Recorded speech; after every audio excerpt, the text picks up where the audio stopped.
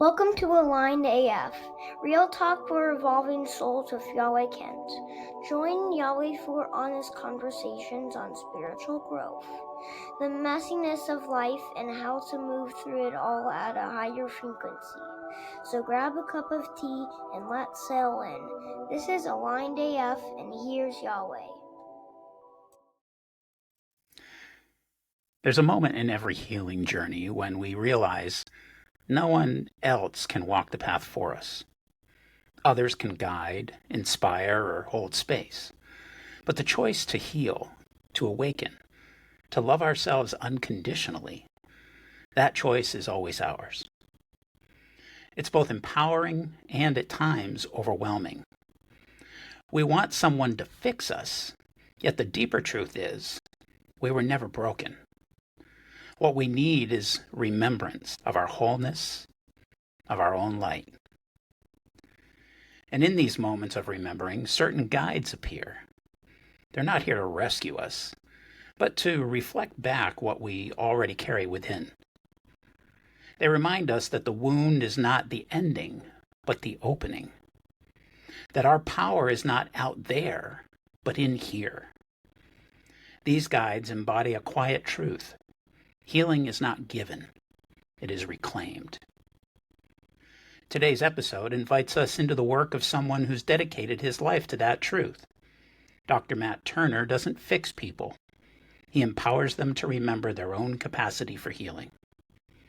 Through channeling, teaching, writing, and walking alongside both seekers and fellow healers, he's become a living reminder that our deepest medicine comes from within. This episode is You Were Never Broken, Empowering Healing by Dr. Matt Turner. Hey everybody, welcome back to Aligned AF, Real Talk for the Evolving Soul. I am Yahweh, your host with the most, and today's conversation feels like one of those sacred moments where soul paths cross with purpose. We're not just exploring ideas here today. We're stepping into the heart of what it means to heal, to remember our wholeness, and to walk the path of unconditional love. Dr. Matt Turner is a spiritual healer with a doctorate in metaphysical healing from Delphi University. He teaches you how to heal yourself with practical, tangible ways so that you can live your most empowered life. Dr. Matt believes healing is most effective when it comes from a realistic approach as opposed to an overly romanticized one. His job is to help you identify what is needed for healing and to give you a roadmap of what it looks like. Dr. Matt, welcome to the show. Thank you. Yeah, That was a great introduction. Thank you very much. I worked hard on that. It was like literally, I was like, "This is better. I could describe I was myself." gonna say, who is this guy? this. Who is this guy he's talking Right. about? Like I need those words. Well, I'm really happy to be here for a lot of reasons. First of all, I know we've never actually met in real life, but you know my wife, Mhm. and I've followed you for quite a while. We've been friends on Facebook, and I really love the work that you do. I love the outlook you have on things, and I love the idea of bringing some testosterone to the show. Right. I mean, the little bit that I got. Well, I'm pretty balanced in my divine feminine, but Right. I've had all female guests so far, and Mhm. so I wanted to find some balance, and you're the lucky Love guy to that. start me off. So, I love that. so why don't you take a minute and tell us a little bit more than what I said about you? Yes, I've been doing my healing work for almost 16 years at this point. And it's something that, when I was a teenager, that's when I started seeing like psychics and healers. And they used to always tell me that I was in this life to be a healer, but I'm very stubborn. And so I didn't believe them because it wasn't my idea. So, like it kind of took me about like a 5, 6 year healing journey, just, like focusing on my own healing. That was kind of from 15 to 2021 before I could really see that myself and really, kind of claim that, which is then what led me to the healing school that I went to, and then been doing that work ever since.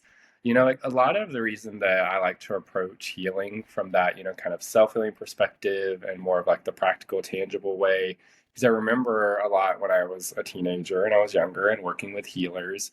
So often they would, like say all these things that like resonated and sounded amazing, and then talk about these things that I needed to do, to heal. But I'm such like a how person. I like steps. I like a process, right? Otherwise, like I will live so much in my mind, and it's going to stay this like conceptual thing. But like no one could ever tell me that, Right. and it really just used to piss me off. And Yeah. so then I was like, all right, cool. Guess I just will have this idea in my mind that sounds great and feels right, but like it's just going to live there. And so when I started doing my healing work, that's one thing I used to always tell spirit. And when I say spirit, I mean like, the universe, divine source, because channeling is really the thread that is woven in all of the work I do, no matter which offering type that it is. Right. And so I used to always tell spirit, like, I want to make sure that I can make healing practical and tangible. And I just want to teach people how to heal themselves. I come from a very codependent family, and I did a lot to heal that within my own self and my relationship with me. And it was really important to make sure that I didn't, kind of create these codependent relationships with my clients, especially telling them, I can heal you. Because I Yeah. hear so many healers say, I can heal you, or I healed you.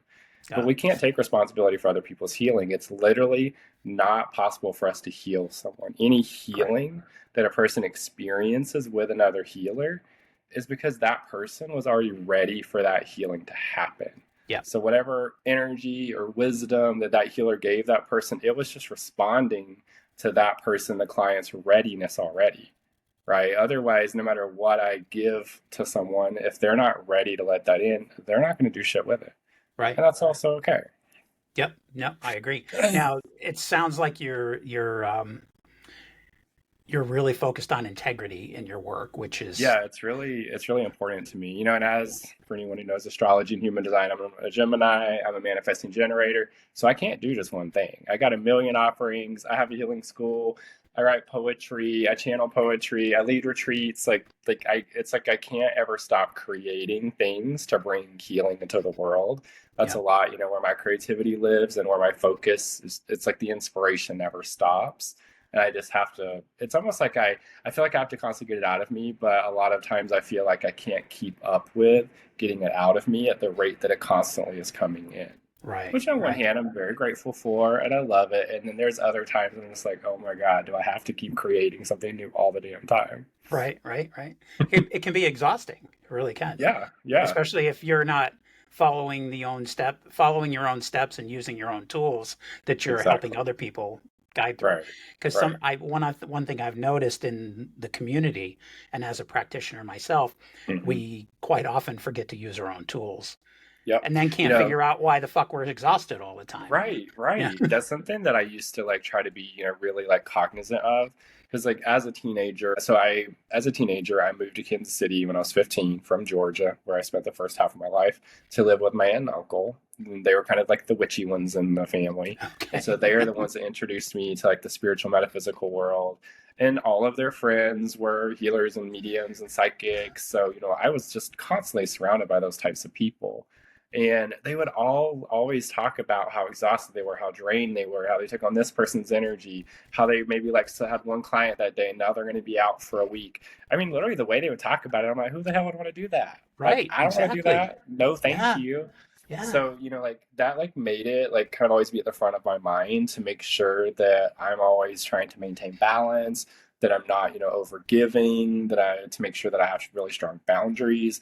And those are definitely not things that were super easy when I first started, actively, working with clients and doing my healing work, because I was also healing at the same time. It's one thing that so often people, because all my clients are healers in some form or another, right? So I have this conversation a lot where people, I literally was just having it with a client yesterday, where they say like, but I feel like that I have to get to a more healed state before I can help anyone. And my response is always, well, we can always help people from where we are. As we continue to heal and grow and transform, so too will our work, and so too will the types of clients and people that we align with that we're there to help. Yep. So, like I kind of tried to always look at it as like, as long as I'm maintaining boundaries and balance, no matter how many things that I still feel like I have left to heal, as long as I'm like straight up about that and not presenting myself as perfection or I've got all my shit together or I'm done healing, then, for me, that feels an integrity. Because I've also learned, like, for me, it's almost like I learn through teaching others. Yeah. And I think it's because so much of what I teach others is channeled. So Yep. I'm also always observing what spirit is bringing through for people. And so I learn a lot from that. Like, so Yep. often people will ask me, like, can you recommend books that are about the things you've talked about? And I'm always like, no, because what I'm telling you about didn't come from books that I've read. It's either Right. come directly from teachers that I've had in my life or directly from spirit. Like, I haven't really read tons of books, around like healing and spirituality and metaphysics and all of Yeah. that. Yeah. You're getting it all straight from source. Exactly.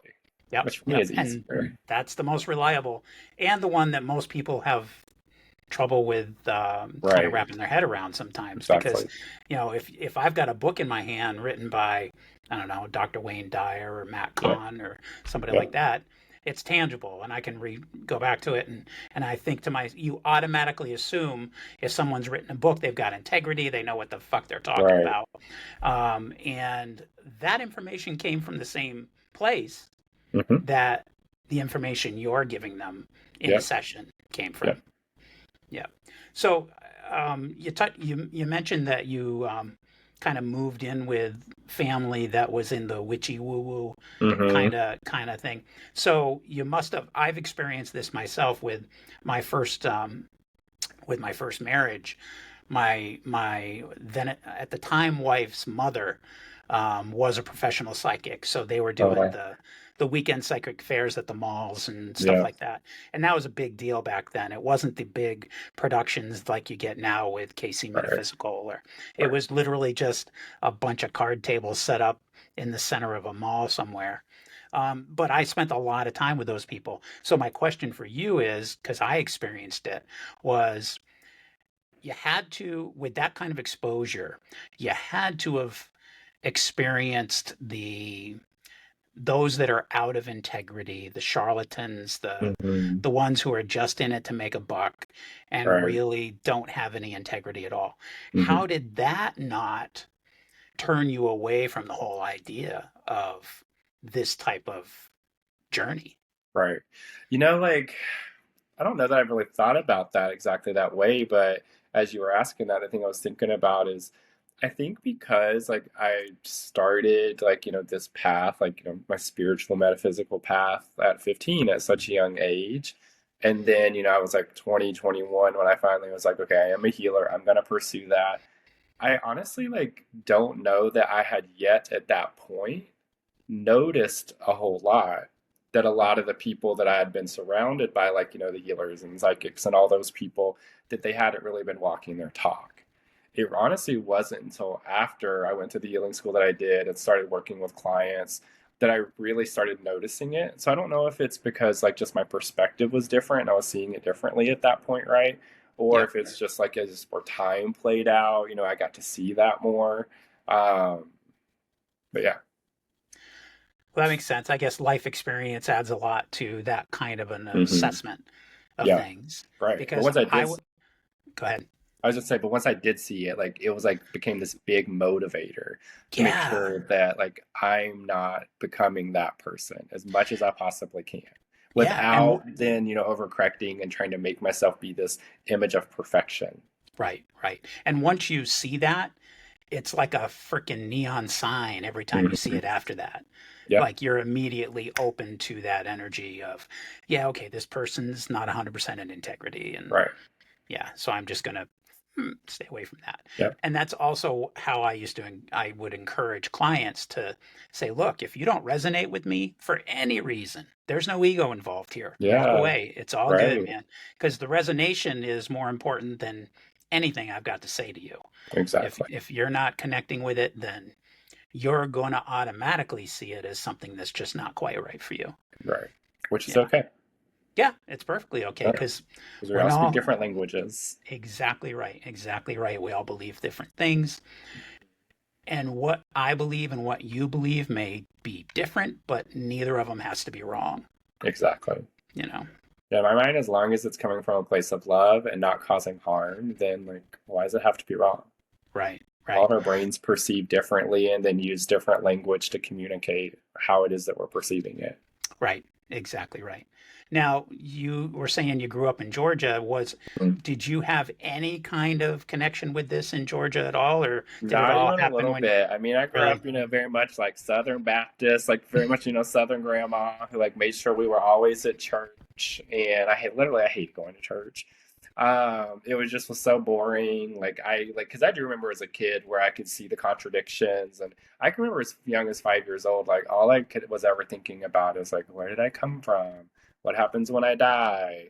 What's Yep. my purpose in this life? Like, where was I before I came? Like, I thought of stuff like that all the time, but I didn't feel like I grew up in a family where it was safe to like ask those questions or communicate that. So I really Yep. just held it all in, which is also Yep. part of why at 15, when my aunt and uncle, showed me this more spiritual metaphysical path, I felt like I was finding the answers to my questions in a way that really connected and resonated with me. And so Yep. that's another reason, even at 15, like I took it so seriously. I mean, I can be playful, but like my default state is very serious. And Yeah. so it made sense that even at 15 I took something like that so serious. But I do remember like my grandma would occasionally like to watch like John Edwards, like when he was doing like the Yeah. mediumship show if it was on TV. I remember one time because she liked to read that I saw that she had a Sylvia Brown book. Wow. No, I didn't know tons about those things, or even how sometimes, those two worlds of, like more like Southern Baptist and metaphysics can sometimes be polarized, maybe is a word that I would use. Yep. I didn't really know that until after I started learning more about the spiritual metaphysical world once living with my aunt and uncle. Yeah. So Yeah. I really feel like, in a lot of ways, like it was always kind of there, like there were little like hints of things. So, what types of spiritual practices do you have kind of on a daily method that keep you grounded? Like once upon a time, like I would have said meditation kind of religiously, right? Like doing it constantly in terms of like sitting in meditation, going within, which of course I still do that like a good amount. But like now at this point in my life, like after over 20 years of my spiritual path, I try to think of it as like bringing meditation into everything that I do, as opposed to just having like a singular moment each day that I sit down and meditate. And Yep. like one of the ways I always define meditation is being mindful and present in the moment. Yep. And that's always a thing that I've struggled with a lot and still kind of do. So it's like this thing that I have to like very consciously work at to always kind of, redirect my awareness back to the moment, back into my body, because I'm very much always out in the ether somewhere. Yeah. So like that's kind of one of the main things at this point in my life, kind of like a new practice that, well, I don't know how new it is, but something I'm really trying to focus more on and seeing it as a spiritual practice is being in connection with people more, like outside of clients and students, but in my own personal relationships, because that's something that like they're there and they've been there for a long time in terms of like long-term friendships, but I do have a habit, or I don't know if it has to be like a habit, like it's, like a wrong thing, but I'm so purpose driven. And with, my work and my career being my purpose, I'm so focused on that all the time. And it just like, lights me up and it inspires me so much. But I also recognize that like I have to like kind of bring me out in the world more in my own just kind of personal self. So it's really kind of more about that, So I Yeah. guess like the answer to your question is very like non-traditional, non-typical, really more in kind of like a human way. Yep. Because I really always teach that like the eyes of the universe, spiritual and human are exactly like they're equal, right? Yep. One isn't better than the other. And so Yeah. many people in the spiritual world put spirit on this hierarchy above human, and in my opinion, that's missing the point. Yeah. Yep. I love that you talked about bringing meditation into the everyday stuff. One of Yeah. my favorite things is when I do most of the shopping, Hmm. and so when I'm at the grocery store, I always choose the longer line. Oh, I don't go to self serve unless I'm like really in a hurry. But if I'm not in a hurry, I choose the right. longer line, and then I have a moment to myself. I do some observation. I might even have a really good conversation with somebody I've never met before. But to me, a That's moment of awesome. meditation, a moment of being present Mm. that I don't stress about. Like I used to freak out when people were counting out their pennies or writing a damn check or whatever it might Right. be, or not being able to figure out how to use the little machine, Hmm. and then price checks and things like that. And I can remember a time being in the back of the line going, "What the hell?" Open up another line. The rest of us are in a Right. hurry, and I just would be so irritated by the time I got to the car, and I got tired of living like that. Hmm. And so bringing into that meditation into the everyday has been a huge step for me. Yeah. Yeah. In my So I opinion, don't. it's like the mastery of meditation is that, It is. right? Yeah, exactly right. When you're always in some sort of meditative state because you're Mhm. always present. Right. Yep. It's what Yeah, I'm working exactly. towards. For now, it's constantly falling Yeah. out, but having awareness of that and constantly bringing myself back in. But, Right, right. eventually I'll exercise that muscle enough and it'll be strong enough to keep me there for even longer periods of time. Sure. Now, when you mentioned stepping into your kind of outside the workplace world, you got Hmm. to remember, like, I mean, my opinion, you're a light, okay? Thank You're you. a special human being and a special spirit, and who do you think you are keeping that from the rest of us? Okay. Because we may not be your clients, but we still Right. want some of that. Yeah, So for sure. share that gift with the rest of us, man. And let's be real, my Leo rising loves that. I know that's another thing I always have to remind myself. All right, man, you're here in this life to be seen, not to hide. And that's not Right. just in work, that's also out in the world in all the areas of life. Yeah. Yeah. Yeah, exactly. So do you have any rituals or mantras that you use on a daily basis, something that kind of supports your own healing in those Right. moments when you can detect that something's up? My biggest thing that I always come back to is be love. I mean, it's even why, the name of my healing practice is Be Love Healing. The name of my healing school is Be Love Healing School. Because, like, ultimately, it's about that.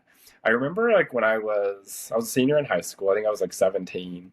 And there was, like, one day, I'd literally just, oh my God, okay, I remember exactly when it was now. I don't know if you, like, remember this because I know, like, you're a little bit older than me, but, like, A little Zanga. bit. Yeah. Uh, Yeah. okay, you know Zanga. Yeah. So like I was like on there one day, and then around the same time, MySpace. So like those two, like I like one day was like trying to figure out like what's my tagline gonna be on my Zynga and my MySpace, and then I had just heard like the phrase "be love," and I was like, that's interesting. What the hell does that mean? And in that moment, at 17, I'm like, I don't really know what that means, but like I can kind of feel it. So I just did that. I put "be love," as like the tagline kind of headline thing on both of my profiles. And then after that moment, it's like I literally just kept hearing that phrase "be loved" over and over and over. Like I couldn't get it out of my mind to the point of in school, I would be doodling it all over my pages. Like I would like, sometimes when people like write their name on, like the bathroom stall, shit like that. I would always write "be loved," like, and I just kept doing that and putting it on everything. And so in a way, I was almost on this pursuit to figure out, like, what does that mean? So it's not about doing love or getting love or having love or giving love or receiving love. Like it's being love. Like what does that mean? Right. And then that kind of, just became like a big part of my own healing journey of looking at it as like, which, at that point I didn't quite get, but at this point now, of checking in with myself to say, like, am I being loved? Am how I'm being or how I'm showing up, whether just with myself or with others, is it in alignment with love or is it not? And so then it's kind of like my compass, I guess you could say, of like just always bringing myself back to love when I feel like I've fallen out of it.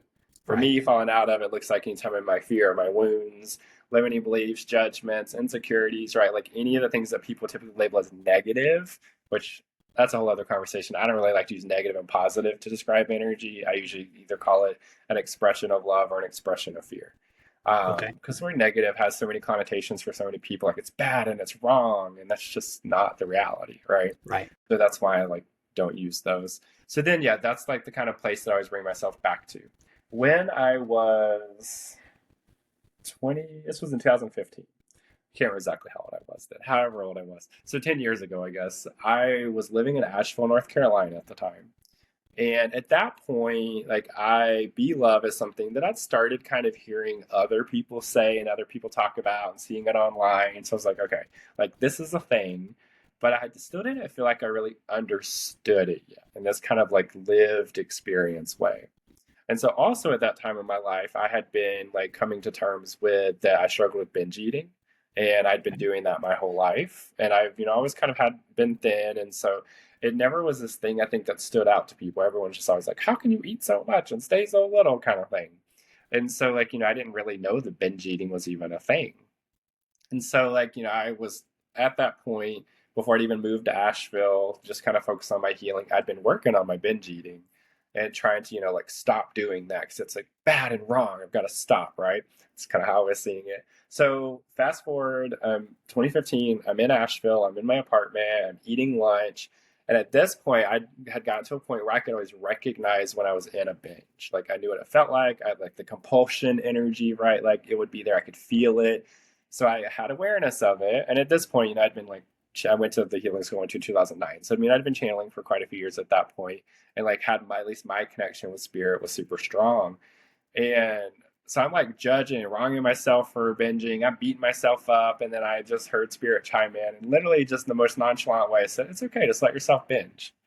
Well, that was pissed me off because I'm like, no, spirit, fuck off. Like, I can't keep like doing this. This is wrong. This is bad. I got to fix it kind of thing. And then again, in the most like casual tone, spirit just said, it's okay. Just let yourself binge. And I, just kept cussing spirit out about it because that was pissing me off. And then again, in the most like loving way, spirit just said, it's okay. Like, allow yourself to binge and practice loving yourself while you binge. And then in that moment, I like literally was like, that's be love. Like that's what being loved looks like when I'm doing this thing that in my mind is so wrong or bad or needs to be fixed. And instead of like approaching myself from such like a shaming place, instead choosing to have like unconditional love for me, even when I'm in those spaces of maybe so I was like my faults, right? Yeah. Like so that like then helped me understand over the last 10 years that really like when I bring myself back to love, like that is like this alchemical thing that really heals and transmutes and transforms the energy of those pains and wounds and fears and traumas and all of the different variations and expressions of that. So that's a lot of how, I try to like work with it, even in my own healing and my own practice. But that's kind of like my daily mantra, the thing that I really just try to have is like my North Star. Yeah. So many of us don't realize that just a thought, just a way of thinking can trigger these chemical reactions in our bodies Yeah. that can cause us physical harm, but can also create incredible healing. Yeah. And your beloved, when you're actually feeling that instead of just saying it over and over again, something happens inside you and actual, organs and synaptic connections start firing and it triggers these hormones that all of a sudden you're like, okay, I can take better care of myself and I can love myself through the whole process and it shifts things. It not does. just physically and emotionally, but spiritually. Yeah, it does. So when I first started that practice, so then after that moment, I was like, okay, moving forward, my practice is now with the binge eating and with the food. When I notice that I'm in a binge and I'm starting to judge myself, I'm just going to keep redirecting back to having like unconditional love and compassion and empathy for myself. And so like that just kept being my practice, but I was doing it like, religiously, as they say, like so much every single meal. And then I remember this point like 6 months later where I noticed like one day I was like, oh, like I'm not even binging right now. And then I was thinking, I was like, when is the last time that I even binged? And it was like months before.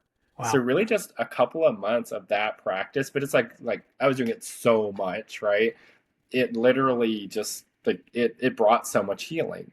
Now, like, that kind of habitual piece of it, it still kind of shows up sometime because, at my core and the root in this life, food is the thing, that was always used as comfort. Sure. So, it's still kind of that default place that sometimes I still try to go back to, but I happens a lot less often now. It's not so charged when it does arise now. I notice it more quickly and I can shift myself through it as opposed to it being so consuming the way that it once was.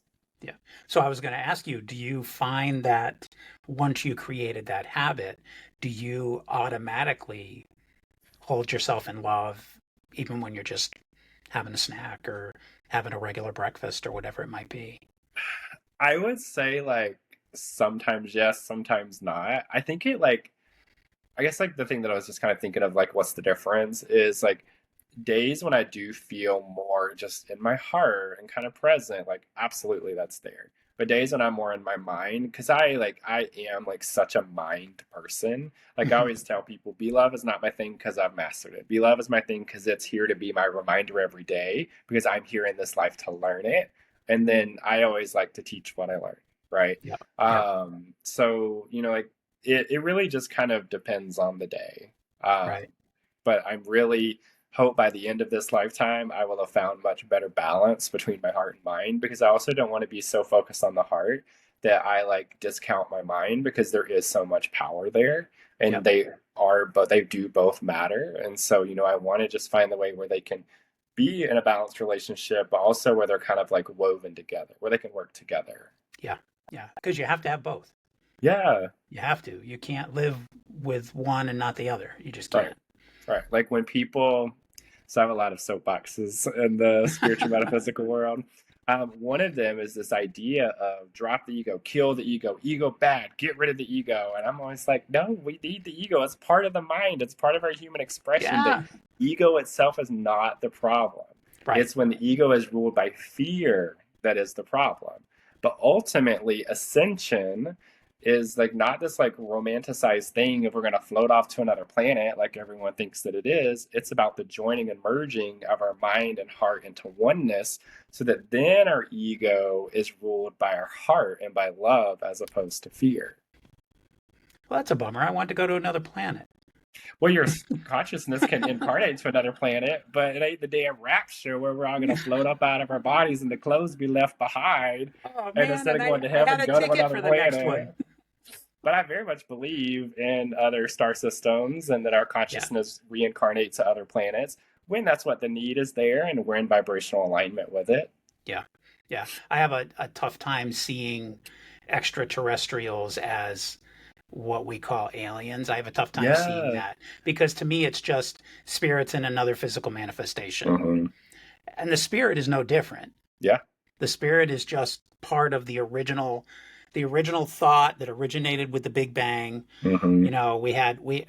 And that's one of my soapboxes is the Yeah. whole Big Bang thing, where it's not just a physical thing that created stars and planets and Right. asteroids and all that stuff, but it's actually also an intellectual, spiritual thing Mm. that the original consciousness kind of blew off into separate manifestations. Yeah. And That's how that's I always to think about it.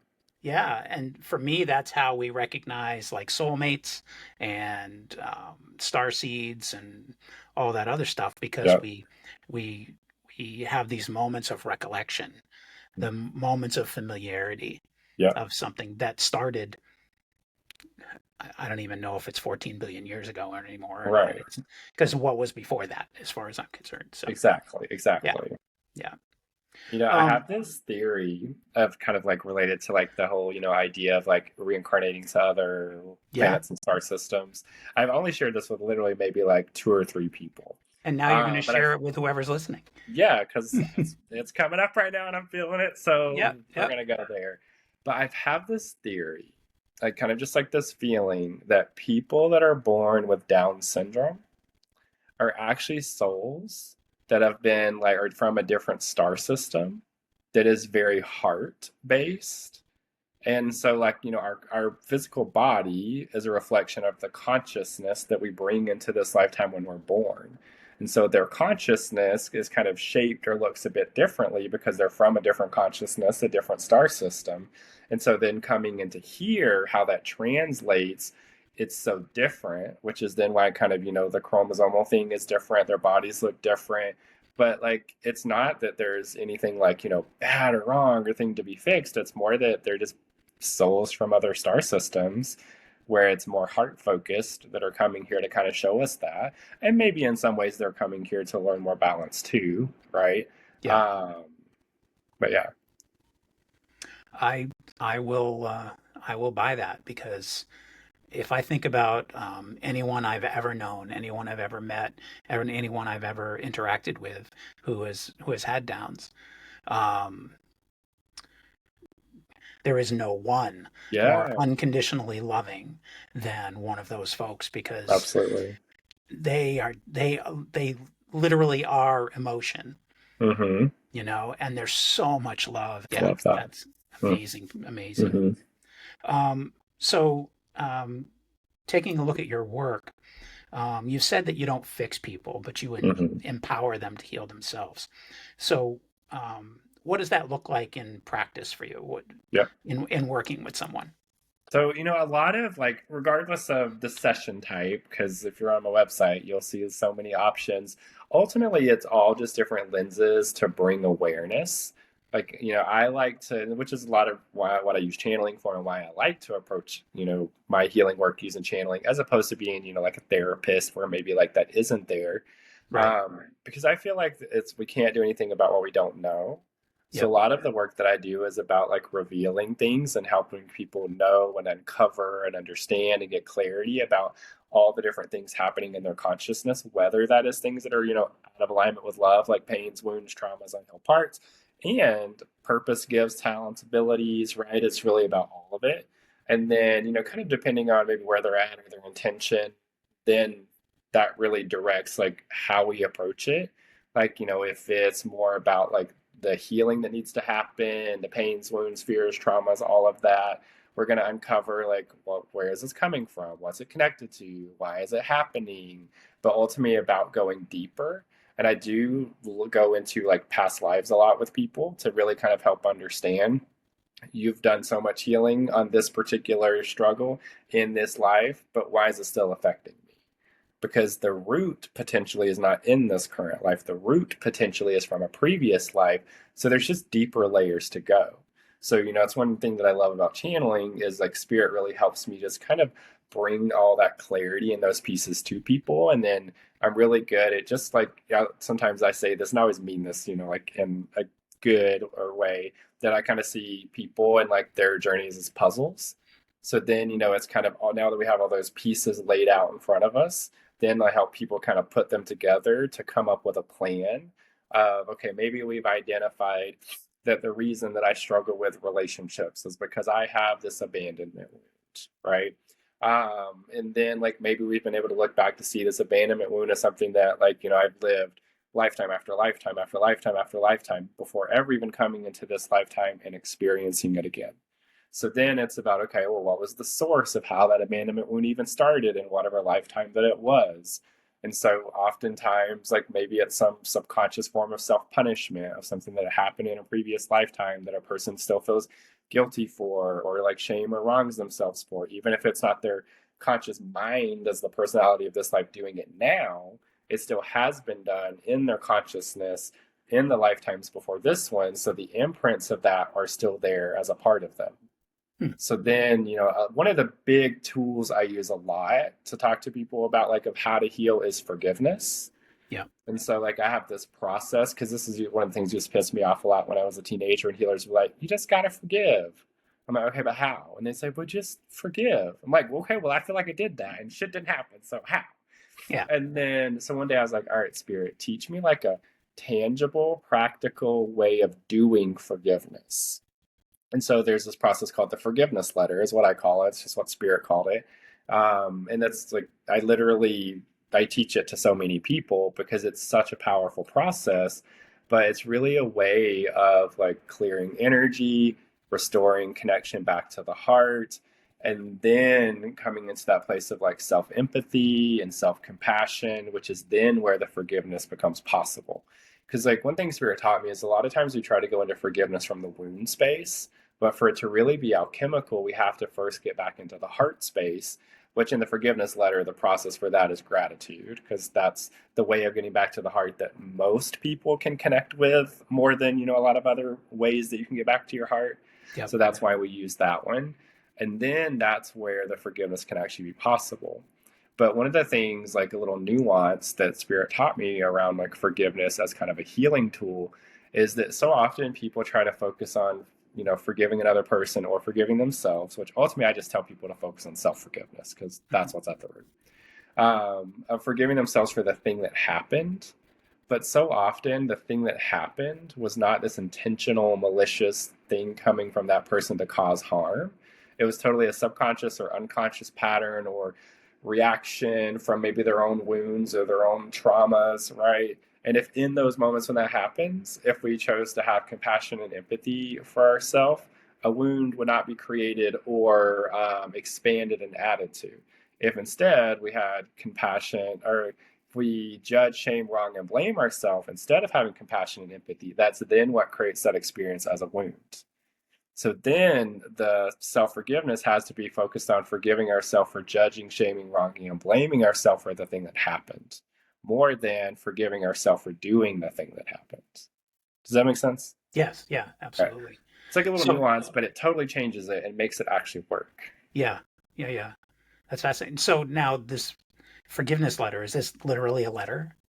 Like, Yeah, you like you write write a letter to of yourself. forgiveness? Yeah, and there's like steps, and it's for anyone listening that's curious about it. It's on my website under the blog section. There's a blog I have about like how to do forgiveness, and the steps are outlined in there. And then you burn the letter. And of course, if you feel like there's someone in your life that you need to do forgiveness around, you absolutely can do a forgiveness letter, writing it to them, because then you're just going to burn it. But I always tell people, like, if you feel like you need to do one for someone else, make sure that you also do one to yourself after that. Yeah. But if you feel like you can just bypass and go straight to the core of just doing it for yourself, that healing, that energy will ripple up to the surface, like, in whatever is there for you from that connection or relationship. Right. It needs forgiveness. Right. Right. Yeah. So for those listening that might feel kind of stuck in their healing, what's one small step they could take today to kind of reclaim their power? Like, I would say, I mean, like, it's interesting because there's so many different ways I would answer that question because it's, so case by case thing. Yeah. But like the thing that came up whenever you just asked it in that moment, and so that's always what I go with, is to take a break. Okay. Because, so often, like, especially those of us that feel so drawn to really like a healing path in this lifetime in such an intentional way, sometimes like we focus on healing and healing and healing and healing. Then we get to this point of like basically we are oversaturated. Right. But like at some point we have to like integrate the healing that we do. And so, taking a break from healing can then give us the opportunity to start really being more in integration of really putting it into practice. Because sometimes when we get to that point where maybe if we're feeling stuck in our healing, it can be a signal that, okay, we've healed to the point where we really can process right now. So now I need to pause from that and focus more on the integration piece. And then over time, that can reveal deeper layers to surface. Yeah. That's of course, there's other things. It could be see a different practitioner, try a different like healing path, right? Like there's so many things, but that's a piece that I feel like the taking the break, focus on the integration, come back to the healing later. That I feel like I don't see enough people doing that or approaching it from that way. Right. And you can show examples of that in the real world, because there'll be times where you're working on a project for work or you're trying to get something specific accomplished at home, and you've reached a point of frustration because nothing seems to be going right. I can't get things to line up the right way. And the best thing you can do in that moment is to step back, take a break from it, and come back at it with fresh eyes in a little while. And that right there always seems to kind of reset you, so that you can look at it and go, wow, why was I having so much trouble with this before? Because now that I've reset, it seems pretty easy. And that same process works well in your own healing journey. Right. It's even kind of similar to like, if we think of it from a more mental health perspective with trauma, like if someone is having like a trauma response, like in the moment, especially if, for that person, freeze is kind of the way that they typically approach it. And so then they're feeling kind of frozen and almost like they can't like do anything or process anything or move forward.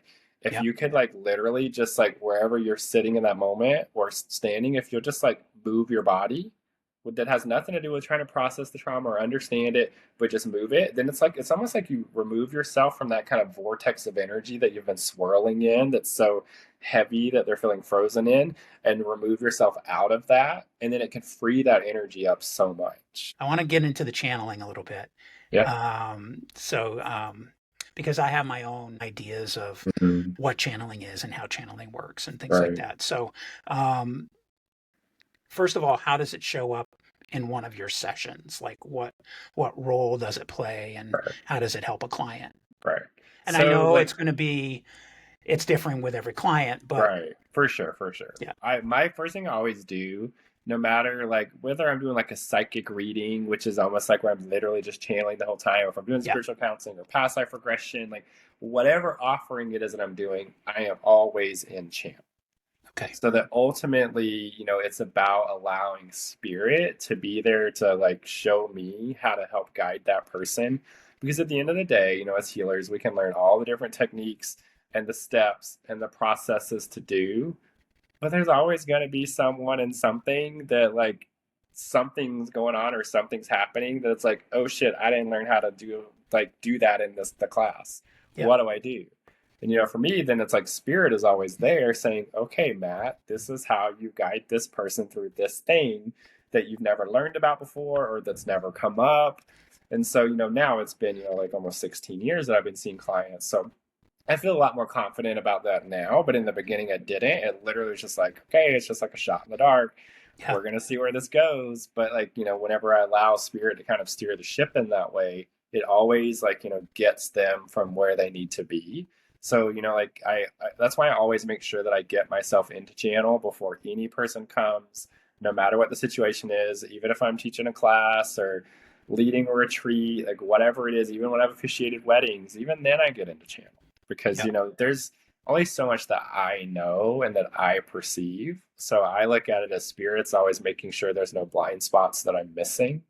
And at the end of the day, like if I'm just using my own brain and perceiving, then I have my own language of how I communicate that, yeah, which then people may or may not understand that.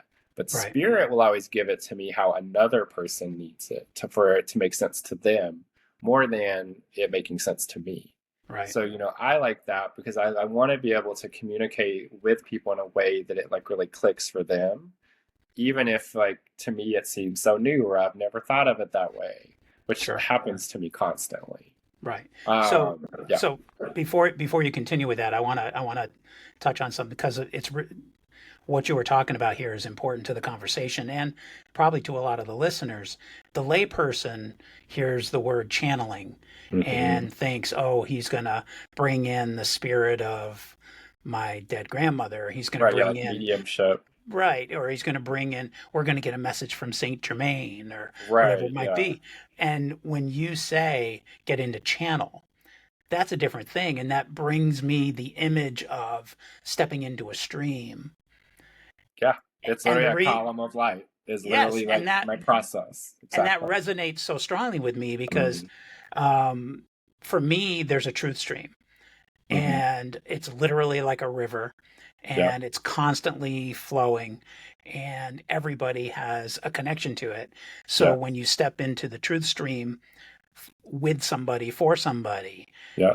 you're getting the truths that are supposed to be pertinent to them Exactly.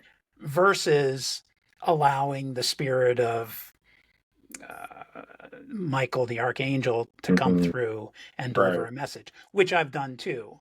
Right. So how is getting into channel different than allowing another spirit to come Right. through? So, like I think of it as because when I get into channel, I always say I just go straight to the source. So, Yeah, like divine source energy, God, universe, spirit, right? Like when I say spirit, I'm talking about all of that. So, like for me, I think of all the other people, beings, guides, ascended masters, angels, all of that are under that umbrella, right? yeah, So, for some people, they have specific guides they like to channel, and that's totally fine. But for me, like, there's two things. Number one, I'm not good enough at multitasking to be keeping track of all that shit. I just do better going straight to the source, and the spirit can just tell me. And if there's a message from someone else or a spirit guide or a loved one for that person, then spirit will give me that, and then I'll relay that. Versus them always necessarily giving it to me directly, which does occasionally happen, but it's never like my kind of default intention of, where I'm trying to come from. Right. And then, oh, that's the other thing I was going to say. So then, like, sometimes people like, well, when they ask, who do you channel? That's how I always respond, that, I just go straight to the source. I, explain the umbrella thing, because like at the end of the day, like those loved ones that have crossed over, they are still a consciousness, they are still a soul. And although they're not in a human body anymore, they still have the thoughts, the emotions, the experiences, the memories, the pains, the traumas. They still have all of that. So their perspectives can potentially be tainted. Yeah. Not always, right? Some of them are in a place where they can come more from that heart space. The same thing with some spirit guides and, people like that. They're still like a consciousness, right? So like that's why I just like to go straight to spirit to get my information, because sometimes going to like other more specific guides, it's like playing the telephone game. The information starts to change a bit, and so then by the time it gets to me and then I'm relaying it, like I don't know, I just have never felt called to doing it that way. Ultimately, is what it boils down to. Yeah, it's interesting that you were saying you just don't have the bandwidth to keep track of all that different I'm shit. so bad at multitasking. And that's great. And I had when I was doing regular channeling and actually like working with individual specific energies, I was running into the same problem where people would say, I was at an event where you channeled so and so, and do you remember them saying this? And I'm just like, okay, I believe you because I don't remember it. And so to look at that, I asked Spirit to shift in how the communication goes. And I started writing everything down like as I channeled. So it actually got to the point where I could channel better, I could connect better to the truth stream or to the individual energy with a number 2 pencil in my hand and a legal pad in front of me. And it always had to be a number 2 pencil. I don't know why. Right. But I think it was more organic than using a pen or typing or whatever. But then that allowed me to isolate the individual energies and record them so that I didn't have to keep track of them later. And that worked out really well. I was telling you, I think when we talked separately, that I've got a bag full of channelings that are going to be a book someday. Yeah. But I'm glad I did it that way, because to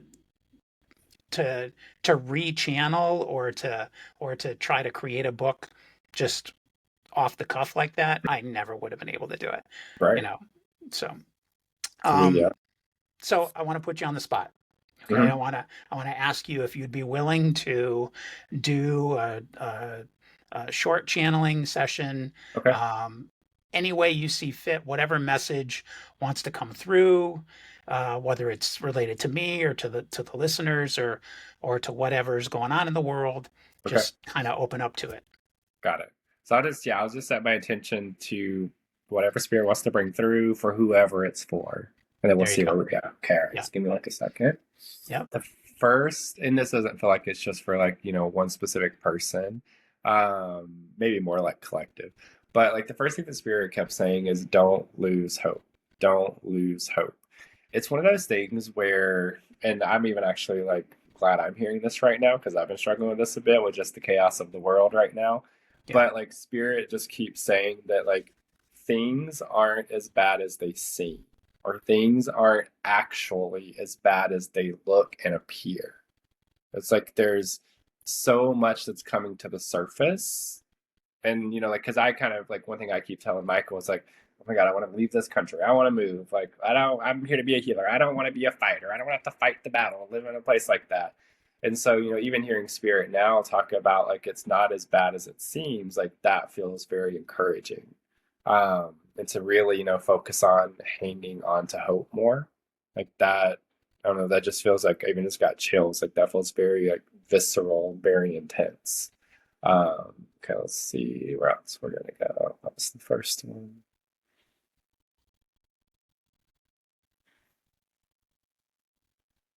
And then, like for you specifically, Yahweh Spirit just showed me your heart chakra and said that in this lifetime, like a big part of focus in this lifetime for you is about heart healing, which is a lot about happening through the receiving of love as opposed to the giving of love.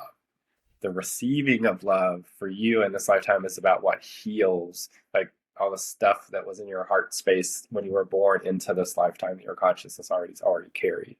So like spirit literally just keeps saying receive, receive, receive, receive, receive, receive. It's like giving. The giving is already like that natural default state for you. But spirit, which is great, doesn't necessarily change or stop. But spirit just keeps saying receive, receive, receive, receive. Oh, all right. Thank you. You're welcome.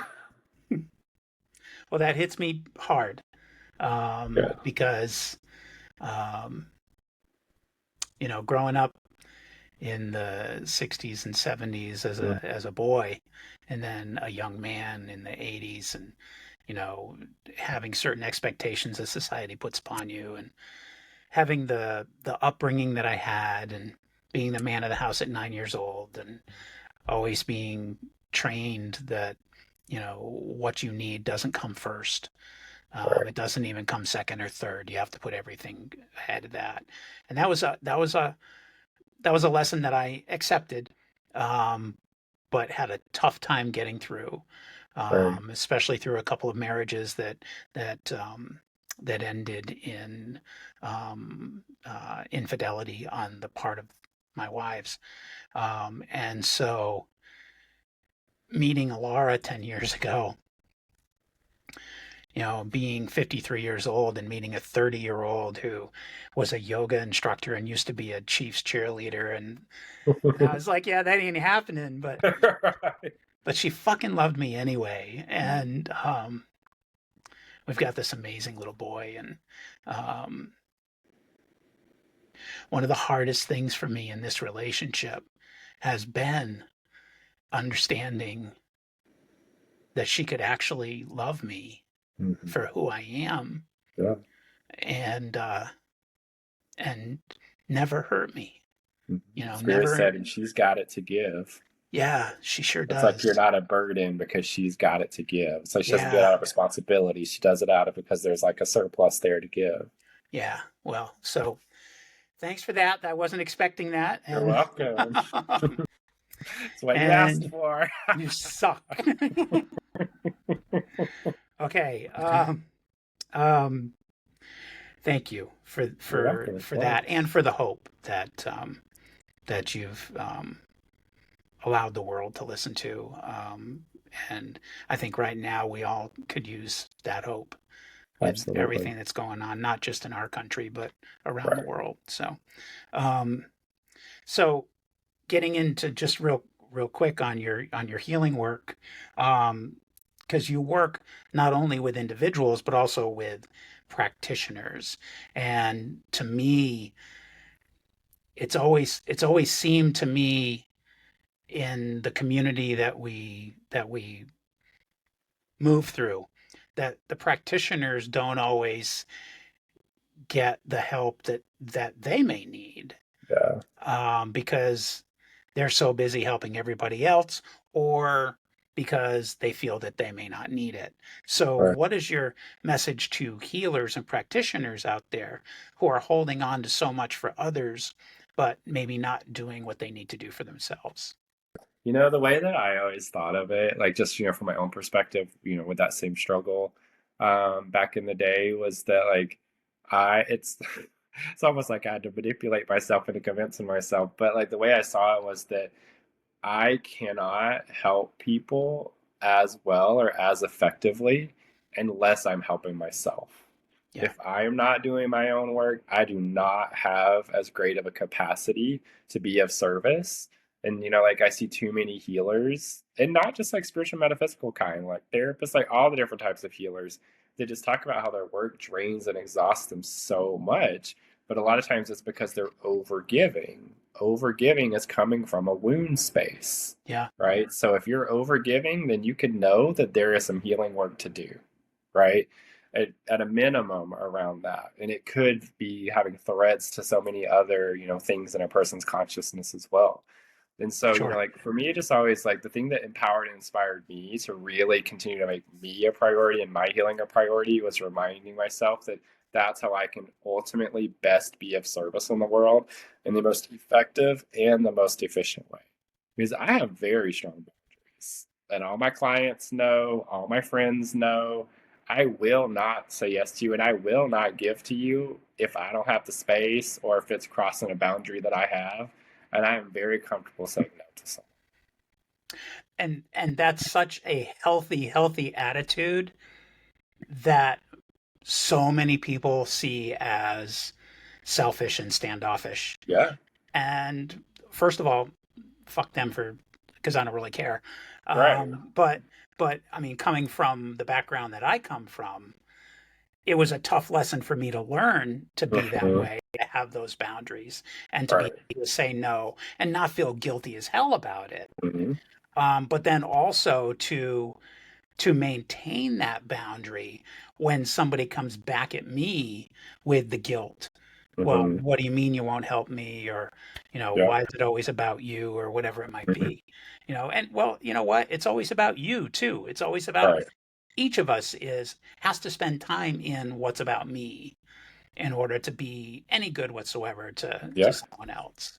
Right. Like sometimes I've had clients, like try to reach out in this emergency state. Like, I need you right now. And then I'm like, well, I'm not available. So I believe in you that you have what it takes to work through it. And if it's some dire, like emergency, like harm type thing, I may say, like, call this number, right? Like, here's some resources.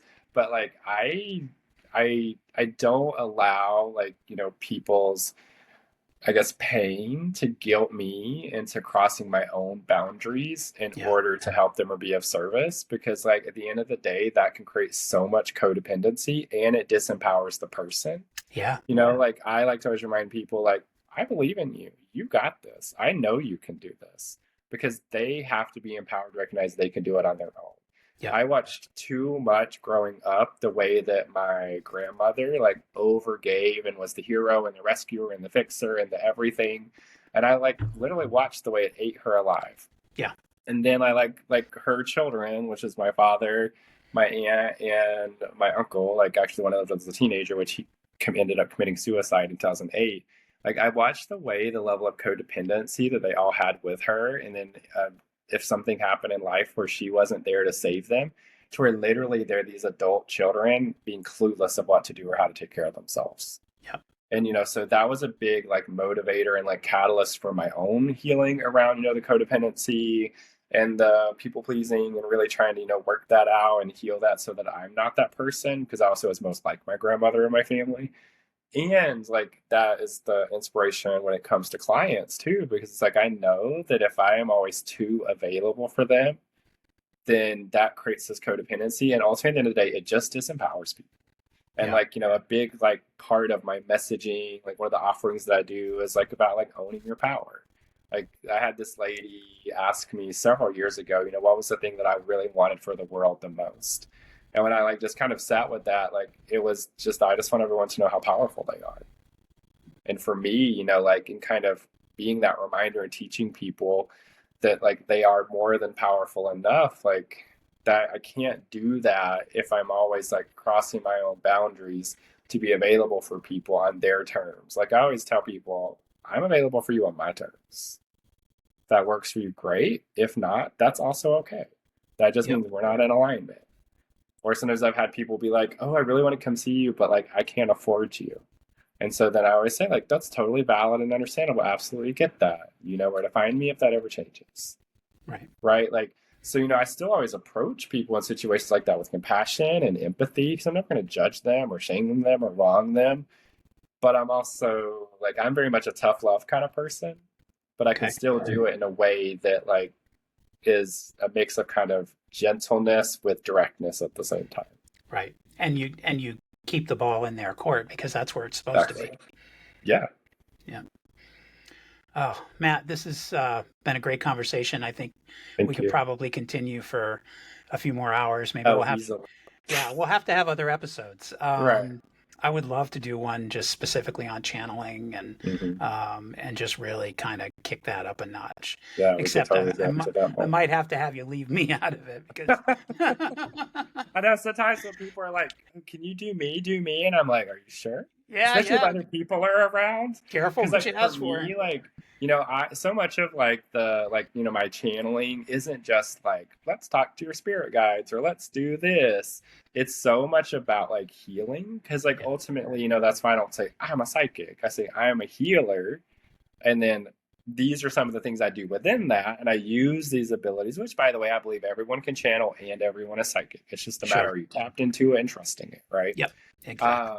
So I use it for healing. So sometimes like I think that people have in their minds like maybe what like that normally looks like. Yeah, you're just maybe gonna tell me some like fun things, but then I'm always like, are you sure? Yeah, it's Because not always spirit's gonna go fun. deep into your soul, and we're gonna Yeah, be looking at some shit. yeah, Because that's how I use it, right? That's the way that I feel called to do this work. yeah. No, I hear you. I used to do. You mentioned John Edwards. I used to actually do gallery readings back in Massachusetts Oh before I came out yeah, here, and that's there were times where I would come to someone and they'd be like, "Yeah, yeah, yeah, I want to hear it," and I was like, "Do you have a designated driver?" Because are you sure? I can't promise you what this is going to be like. It's Right, one thing I was always dead set on was whatever comes out of me is going to be exactly what comes out of me. That's exactly. that's the only way I can direct it. Yep. Other than that, it's just coming, Hmm. and it may make sense to you today. It may make sense to you tomorrow. It may not make sense to you for a year and a half, but it's the message that you're getting. And Absolutely. it's not always fun, Right. but it is always important and it is always Yeah, healing. exactly. And that's what Yeah. matters. That Yeah. it's All right, sir. Well, I would like to give you the opportunity to share with us anything you'd like to share, whether it's talk about your book or share your website. All of this will be in the show notes for the folks that right. are listening or watching on YouTube. But please, take a few minutes and just let us know what you'd like. Anything coming up, any events or anything like that. Right. Yeah, like I would say I do have so like my healing school, because obviously I've mentioned that like quite a few times. I train other healers in channeling and energy processing, past life regression therapy, energy work. I have a couple other teachers too that teach my curriculums and certifications and all of that. And you can go through the whole curriculum, you can go through just part of it. But like channeling at a minimum in my opinion is for every type of healer, which I define the word healer as just people being of service. So like sometimes it's doctors or physicians or therapists or teachers or artists that are like coming through the healing school and learning how to channel, not only just psychics and mediums and energy workers, right, and witches. It's really all of those people, because anyone can add channeling to their healing practice if it isn't already there. And so, like I really put a lot of focus on that. So anyone that feels that call to be of service to others, or even if it's just about using channeling for your own self and your own life, because that's possible too, um, come check us out at the Be Love Healing School on my website, belovehealings.com. Like you always said, it'll be in the show notes. There's information, on all of it there. I am working. I took a pause from retreats this year. It's one of the things people, like, are always one of my favorites that people love. But I will have another retreat coming fall 2026. So there'll be information hopefully the next month or two on my website about that. Okay. I do these like fun things called soul poems, where I channel a poem about your soul. And so, basically you just like click the link and purchase it on my website. I get the email about it. And then just, it's not like a live in person thing. And then I channel the poem and then I send it to them. But really, just kind of having that reminder of who you are in the core of your soul, so that when life gets overwhelming or hectic or consuming, that if maybe you use that as a reminder and read it to yourself, being this thing that can kind of pull you out of your funk, because we all need those reminders at the end of the day. And then of course, if anyone is feel like they need any assistance on your healing path and you feel called to work with me, you'll see lots of different offerings on the healing sessions tab on my website. Like when people ask like where should I start, I usually always say either a psychic reading or spiritual counseling. Those are great places to start, and then we can kind of unpack what's there and identify some stuff and come up with a plan and then go from there. You have a book? Yeah, I do have a poetry book that I Okay. wrote, and someday I'll have more books too. But for now, like it's just a collection of poems that I've written. Let's see, I'm 38 now, so over the last like 18 years or so. But they're all about like healing, spirituality, metaphysical terms, pain. Some of them are really, kind of towards the beginning of my healing journey. Some of them have been channeled. Some of them are just from me. It's really just kind of a mixture of that. It's called Courageous Light, Musings of a Healer, and that's also on my website. It's a cute little poetry book, and it will stir you because that's how I created it. It's available on your website. Is it also available on Yeah, Amazon and stuff like that? it is available on Amazon. Yeah. Great. It Mhm. is available on Kindle. No, it's not on Kindle. Okay. Yeah, All right. yeah. All right. And you haven't done an At least Audible not for one? now. Nope, Okay. All right. not yet. When I Yeah. have like an actual book, like I will. It's funny too because I always think about like someday when I write more books, I feel like I need to do my own. Like if they're like audibles, I need to do it myself. Yeah. Yeah. Yeah. Because the But we'll energy see. is there. Yeah. Yeah, I and hear like you. that's part of the transmission. Right. Exactly right. Exactly right. You'll be the new Paul Selig or the new Daryl channeling Bashar, right? Except you're going to be channeling Matt Turner. Yeah, channel exactly. Yeah. All right, Matt. Well, thank you so much for coming Yeah, up. of course. I really Enjoyed it. appreciate it. Yeah, so did I. Dr. Matt Turner, thank you You're for welcome. bringing your heart, your wisdom, and your presence to this space.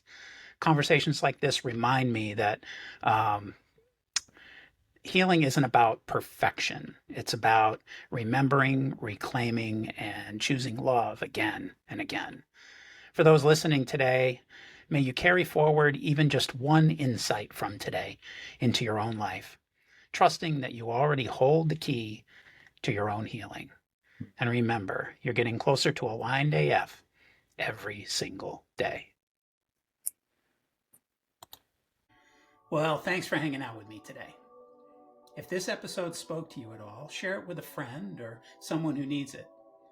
You can also leave a review or connect with me online. You can find Aligned AF on YouTube, Facebook, your favorite podcast channel, or at alignedaf.org.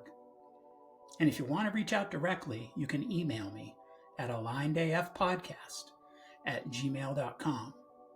So until next time, stay aligned AF.